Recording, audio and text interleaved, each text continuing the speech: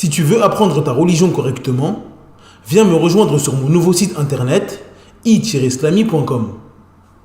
Croyances, langue arabe, jurisprudence, tajwid, tafsir, sciences du hadith, comportement et exhortation. Tout cela dans une seule et même formation. Tu pourras apprendre les bases de ta religion avec des vidéos simples et détaillées. Pour plus de détails, rendez-vous sur i-islami.com. Bonne vidéo. Assalamu alaikum wa rahmatullahi wa barakatuh. Dans cette nouvelle vidéo, nous allons définir ensemble le mauvais œil, al-ayn. Nous diviserons cette vidéo en 3 parties. La première partie sera consacrée à la définition du mot ayn dans la langue arabe et dans le jargon islamique. Dans la deuxième partie, nous verrons ce qu'il faut absolument savoir à propos du mauvais œil. Nous y verrons entre autres son jugement, ses différentes catégories, comment se préserver du mauvais œil ou encore préserver les gens de notre mauvais œil. Dans la troisième et dernière partie, nous tenterons de donner des conseils à ceux qui sont éprouvés par la maladie du mauvais œil. Sans perdre plus de temps, on passe à l'explication. Bismillah walhamdulillah wassalatu wassalamu ala rasulillah wa ala alihi wa ashabihi wa man wala. Amma ba'd. La définition du mot ayn dans la langue arabe. L'origine du mot ayn vient des 3 lettres ayn, ya, nun, qui forment le verbe ayana, qui signifie utiliser ses yeux pour regarder. Quant au mot ayn, il signifie un œil. La définition dans le jargon islamique. Ce qui est voulu par mauvais œil est le regard d'une personne vers une chose qu'il aime ou qui lui plaît et qui entraîne un mal ou des dégâts à la chose qui a été regardée. Ibn Hajar al-Asqalani rahimahullah a dit: certes, Allah crée ce qu'il veut comme douleur ou mort dans le regard de celui qui regarde avec désir et amour. Fin de citation. Ce qu'il faut savoir sur le mauvais œil. Son jugement. Le mauvais œil est une réalité prouvée par les textes et les sens. Il est obligatoire pour le musulman d'attester de la véracité et de l'existence du mauvais œil. D'après Abdullah ibn Abbas radhiyallahu anhuma, le prophète sallallahu alayhi wa sallam a dit: le ayn est vérité. Le mauvais œil touche physiquement la personne. Comme nous l'avons dit précédemment, le mauvais œil est un mal qui touche une personne ou un objet qu'une personne a regardé avec amour et désir. Le mauvais œil est donc une vérité qui peut détruire, rendre malade ou même tuer. D'après Jabir ibn Abdillah radhiyallahu anhuma, le prophète sallallahu alayhi wa sallam a dit: la plupart de ceux qui meurent dans ma communauté après l'écriture d'Allah, son décret et son destin, meurent à cause du ayn. Ce noble hadith nous montre la gravité et la dangerosité du mauvais œil. Il est une grande cause de maladie et de mort au sein de la communauté. Les catégories de mauvais œil. Le mauvais œil est vérité, et cela ne fait aucun doute. Ses traces et ses effets sont immenses. Cependant, il ne convient pas aux musulmans d'exagérer concernant le mauvais œil. Il ne doit pas lier tout ce qui se produit dans sa vie au mauvais œil. Quand il éternue, il dit « j'ai été touché par le mauvais œil ». Lorsque sa voiture tombe en panne, il dit « on m'a porté l'œil ». Lorsque n'importe quelle chose lui arrive dans sa vie, il dit « on m'a jeté l'œil ». En ce qui concerne le mauvais œil, le musulman doit être entre l'exagération et le laxisme. Il ne doit pas lier tous les événements de sa vie au mauvais œil, mais il ne doit également pas le négliger et penser que cela n'existe pas. Il est important de savoir que le mauvais œil est de 2 catégories. L'œil envieux. Cet œil a donc de l'influence et de l'impact à cause de son mal par la permission d'Allah Azza wa Jal. Pour plus d'informations sur l'envie en islam, je vous invite à regarder la vidéo qui est lui consacrée. Le lien est dans la barre de description. L'œil d'amour et d'étonnement. Il s'agit de l'œil qui aime et trouve jolie une chose. Il est possible qu'une personne se jette le mauvais œil elle-même. Il suffit qu'elle se trouve belle et aime ce qu'elle voit lorsqu'elle se regarde pour se jeter elle-même le mauvais œil. Il est donc très important de faire cette différence entre les catégories de mauvais œil. Certaines personnes, lorsqu'on leur demande d'invoquer la baraka d'Allah sur une chose qu'ils ont trouvée belle ou ont aimée, se vexent et pensent qu'on les soupçonne d'être jaloux et envieux. Mais ceci n'est pas correct, car il est tout à fait possible de jeter le mauvais œil à quelqu'un, même si on ne l'envie pas. Il est même possible que la mère jette le mauvais œil à ses enfants. Comment préserver les gens de notre mauvais œil? Pour préserver les gens de notre mauvais œil, nous devons invoquer Allah Azza wa Jal pour qu'il mette la baraka lorsque nous voyons une personne ou une chose qui nous plaît. Nous devons dire lorsque nous voyons une chose qui nous plaît ou que nous aimons, Tabarakallah, ou encore Barakallah, Masha'Allah, Tabarakallah. Il est obligatoire pour le musulman de demander la baraka d'Allah Azza wa Jal lorsqu'il voit une chose qui lui a plu. Il ne faut donc pas juste dire Masha'Allah Beaucoup de gens disent Masha'Allah lorsqu'ils voient une chose qui leur plaît. Cette phrase signifie Allah a voulu cela. Il n'y a aucune demande de baraka dans cette parole. Et donc, nous ne préservons pas la personne de notre mauvais œil lorsque nous disons cette parole. Comment se préserver du mauvais œil? Le musulman se préserve du mauvais œil en se rapprochant d'Allah Azza wa Jal. Il évoque Allah, récite le Coran, ainsi que les versets que le prophète sallallahu alayhi wa sallam nous a indiqués comme étant protecteurs, tels que Ayat Kursi ou les 2 dernières sourates du Coran. Bien évidemment, tout cela est une cause pour éviter d'être touché par le mauvais œil. Mais il est tout à fait possible qu'Allah Azza wa Jal éprouve son serviteur par le mauvais œil, malgré qu'il fasse toutes ces causes. Comme nous l'avons dit dans la vidéo de la définition du mot épreuve, le lien est dans la barre de description, Allah Azza wa Jal éprouve ses serviteurs pour les purifier de leurs péchés, ou les élever en degrés. Le prophète Mohammed sallallahu alayhi wa sallam a été touché par la sorcellerie, alors qu'il est celui de cette communauté qui évoque le plus Allah Azza wa Jal et sur qui le Coran a été révélé. Il ne fait aucun doute que cette épreuve fut pour le prophète sallallahu alayhi wa sallam une cause d'élévation de degrés. Le musulman doit donc évoquer et invoquer Allah Azza wa Jal, il doit lire le Coran et se rapprocher d'Allah par les adorations, et si malgré cela il est éprouvé par le mauvais œil, il doit se montrer patient et espérer la récompense d'Allah Azza wa Jal par cette épreuve. Comment se guérir du mauvais œil? Demandez à celui qui a jeté le mauvais œil de faire des ablutions. Cette manière de se soigner du mauvais œil se fait lorsque l'on sait qui nous a lancé le mauvais œil, ou que l'on soupçonne fortement une personne. Lorsque nous soupçonnons une personne d'avoir jeté le mauvais œil, il faut lui demander de faire ses ablutions avec de l'eau, pour que la personne touchée par le mauvais œil se lave avec l'eau utilisée. Aïcha radhiyallahu anha a dit, on a ordonné à celui qui jette le mauvais œil de faire les ablutions, puis que se lave avec celui qui a été touché par le mauvais œil. Abu Umama rapporte d'après son père Sahl ibn Hunayf radhiyallahu anhu, le prophète sallallahu alayhi wa sallam est sorti de Médine en direction de la Mecque, avec un groupe de compagnons.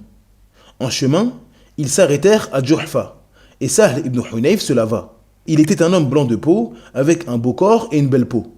Amir ibn Rabi'a regarda en sa direction et dit « Je n'ai jamais vu jusqu'à ce jour une peau aussi lumineuse. » Sahl tomba immédiatement au sol. On amena le prophète sallallahu alayhi wa sallam devant Sahl et on lui dit « Ô messager d'Allah, qu'est-ce qui arrive à Sahl? Par Allah, il n'arrive plus à lever sa tête. » Le prophète sallallahu alayhi wa sallam dit « Est-ce que vous soupçonnez quelqu'un » Ils répondirent « Amir a regardé en sa direction. » Le prophète sallallahu alayhi wa sallam fit appeler Amir et se mit en colère en lui disant « Pourquoi voulez-vous tuer votre frère? Lorsque l'un d'entre vous voit chez son frère une chose qui lui plaît, qu'il invoque la baraka d'Allah dessus. » Le prophète sallallahu alayhi wa sallam lui dit ensuite « Lave-toi pour lui. » Il lava son visage, ses 2 mains, ses 2 coudes, ses 2 pieds, ses 2 genoux et l'intérieur de son pagne, tout cela dans une grande bassine. Puis on versa l'eau qui était dans le récipient sur Sahl. On versa l'eau sur sa tête et sur son dos. Sahl se leva aussitôt et n'avait plus aucun signe de maladie. A noter que la personne à qui on demande de se laver car on la soupçonne ne doit pas refuser de le faire, et elle ne doit pas se vexer pour cela. Comme nous l'avons dit précédemment, le mauvais œil ne vient pas uniquement de celui qui est envieux. Celui qui a trouvé une chose belle ou très étonnante sans invoquer la baraka d'Allah Azza wa Jal peut toucher quelqu'un du mauvais œil. Il ne doit donc pas refuser de faire les ablutions si on nous demande de le faire. En résumé, lorsque l'on regroupe tous les hadiths sur le lavage pour le mauvais œil, nous trouvons plusieurs façons de faire. Dans la première façon de faire, celui qui a jeté les mauvais œils doit faire les ablutions normales qui sont connues pour la prière. Cependant, il doit faire en sorte de remettre l'eau qu'il utilise dans le récipient, afin que le malade puisse se laver avec. Donc, lorsqu'il se lave les bras, il doit remettre l'eau qui tombe dans le récipient. Pareil pour l'eau qu'il met dans sa bouche. La deuxième manière de faire consiste à se laver le visage en faisant attention à renverser l'eau dans le récipient. Ensuite, il faut verser de l'eau sur les mains uniquement, puis laver le coude uniquement, sans laver la partie du bras entre la main et le coude. Ensuite, il faut laver ses genoux, toujours en faisant attention à remettre l'eau dans le récipient. Puis il faut introduire ses pieds dans le récipient pour les laver. Puis la personne termine ensuite par laver l'intérieur de son pagne. Certains savants ont dit qu'il pouvait faire cela avec tout vêtement. Il peut laver par exemple l'intérieur de son qamis, c'est-à-dire qu'il doit laver la partie intérieure de son vêtement qui touche sa peau. Il est donc permis aux musulmans de choisir la manière qui est la plus simple pour lui. Concernant le versement de l'eau sur le malade, il y a plusieurs versions qui mentionnent qu'il est permis de verser l'eau sur tout le corps du malade, ou uniquement sur sa tête et son dos. Il est donc permis de faire ce qui est le plus facile pour nous. La ruqya. Lorsque nous ne savons pas d'où vient le mauvais œil et que nous ne soupçonnons personne, le malade doit se faire ruqya lui-même s'il le peut. D'après Imran ibn Hussein, le prophète sallallahu alayhi wa sallam a dit « Il n'y a pas de ruqya plus efficace que pour le mauvais œil et le venin. » Il est donc légiféré pour le musulman de faire ruqya lorsqu'il est touché par le mauvais œil avec le Coran et les invocations que le prophète sallallahu alayhi wa sallam nous a enseignées. Pour plus d'informations sur la ruqya en islam, je vous invite à regarder la vidéo qui lui est consacrée. Le lien est dans la barre de description. Quelle est la sentence de celui qui jette le mauvais œil? Les savants ont divergé concernant la sentence de celui qui jette le mauvais œil à autrui. Certains savants malikites ont dit que celui qui jette le mauvais œil sur les biens d'une personne doit les rembourser s'ils se détruisent ou s'endommagent à cause de son mauvais œil. Ils disent également qu'on lui applique la peine du meurtrier s'il tue des gens de manière répétée et que cela devient une habitude chez lui. Cependant, l'avis qui est le plus juste et Allah Azza wa Jal est le plus savant est que celui qui jette le mauvais œil ne doit pas rembourser quoi que ce soit ni avoir de peine. Les peines légales en islam sont établies sur des bases et des règles claires et précises. Il n'est pas permis de donner une sentence pour un acte qui n'est pas clair et qui comporte plein d'inconnus. Comme nous l'avons dit précédemment, le mauvais œil peut venir d'une âme mauvaise qui envie une personne et souhaite voir ce qu'il possède disparaître. Mais le mauvais œil peut également venir d'une personne qui trouve une chose jolie sans prononcer le nom d'Allah. De plus, celui qui jette le mauvais œil ne fait rien du tout. Ce n'est pas lui qui décide de tuer, rendre malade ou paralyser la personne. Soit il est envieux, ou soit il est émerveillé par quelque chose et n'invoque pas la baraka d'Allah Azza wa Jal dessus.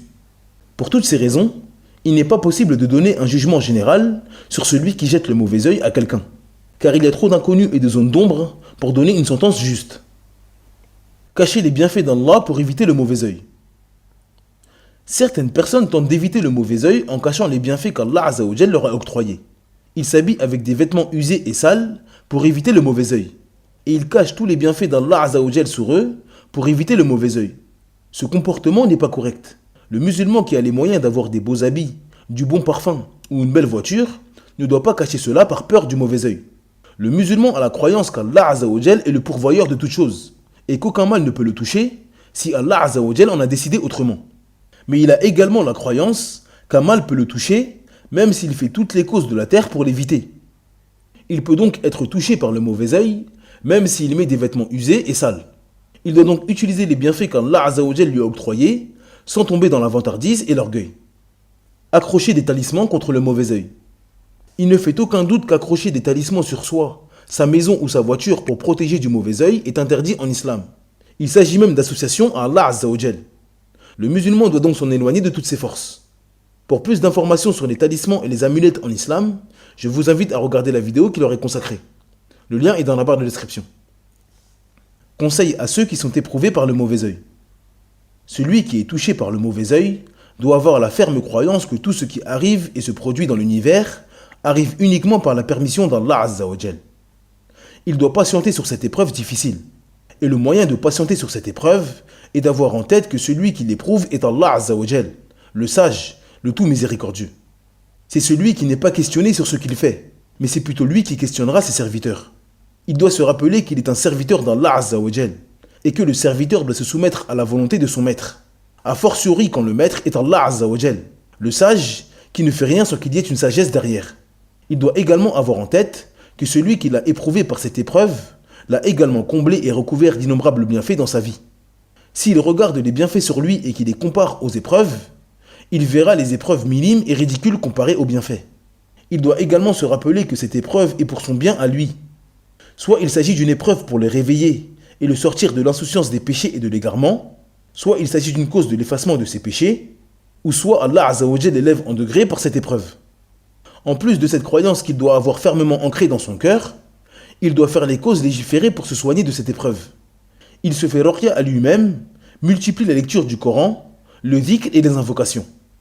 Et bien sûr, il insiste dans cela et ne se met jamais en colère contre le décret d'Allah Azza wa Jal.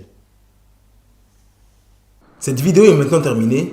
Merci de l'avoir visionnée jusqu'à la fin. Je vous invite à vous rendre sur le site i-islami.com afin de télécharger gratuitement le PDF de cette explication. N'oubliez pas de vous abonner à la chaîne et d'activer la cloche de notification afin de faire grandir la chaîne et ne rater aucune vidéo. En attendant, je vous dis Assalamu alaikum wa rahmatullahi wa barakatuh. Subhanaka Allahumma wa bihamdik. Ashhadu an la ilaha illa ant. Astaghfiruka wa atubu ilayk.